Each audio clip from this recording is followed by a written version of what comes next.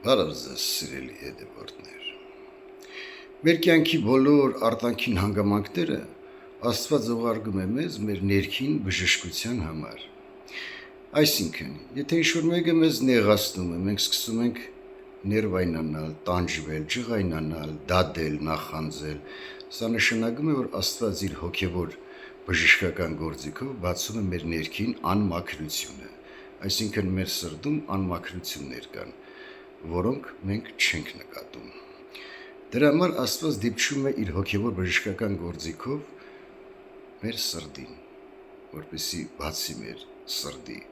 աշկերը, մենք տեսնենք մեր մեղքերը։ Չկա պատահական ոչ մի դեպք մեր կյանքում, մեզ նեղացնելը, մեզ խրատելը, տարբեր բաներ, այս բոլորը կատարվում է Աստծո կամքով, մարդկանց կողմից, որպեսզի մենք տեսնելով մեր մեջի մեղքերը, սկսենք կամաց դրանցից ազատվել, մաքրվել։ Հիշեք, երբ որ կատարվում է մի անցանկալի ինչ-որ դեպք կամ պատահար, այդ ժամանակ մենք պետք է Աստծուց հարցնենք. Տեր Աստված, ինչից ես ուզում բժշկել ինձ, որ արածիս համար ուշադրություն դարձնեմ իմ արածների վրա, օգնիր ինձ, ցույց տուր իմ անմաքրությունները։ Եվ տեսնելով դա,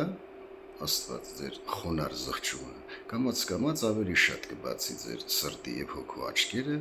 որ ավելի շատ տեսնեք ձեր մեջի մեղքերը, կամաց աղոթքով եւ Աստծո ողորմածությամբ մաքրվեք եւ ազատվեք ձեր մեղքերից։ Վստահեք Աստծուն, հավատացեք Աստծուն, Աստծո անկարելի բան չկա։ Աստված ձեզ օգնական եւ պահապան լինի։